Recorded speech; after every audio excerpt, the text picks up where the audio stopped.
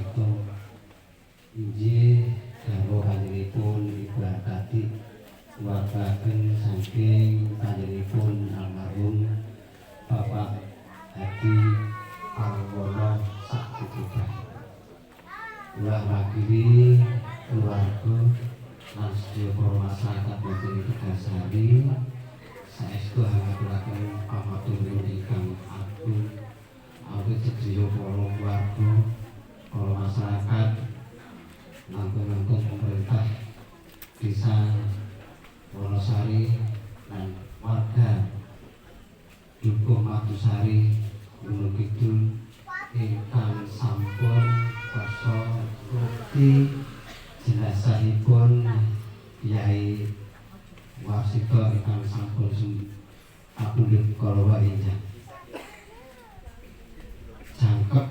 komplit anggenipun ngruki jenazah satemah saged brigadipun pasrahaken dhumateng keluarga lan dhumateng para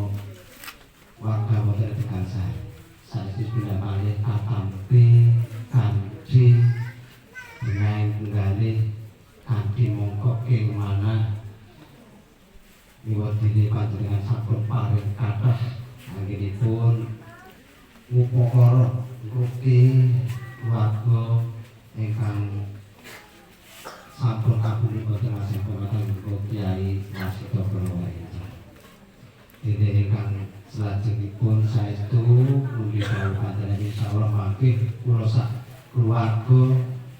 langkung-langkung keluarga Boten Tegasari. Dene jenazah saking almarhum Kyai Wasito samangke badhe kula rukti badhe kula pecat wonten ing makam Kemudo Desa Kemudo Kecamatan Prambanan ingkang kirang langkung 100 meter manggihan saking papan punika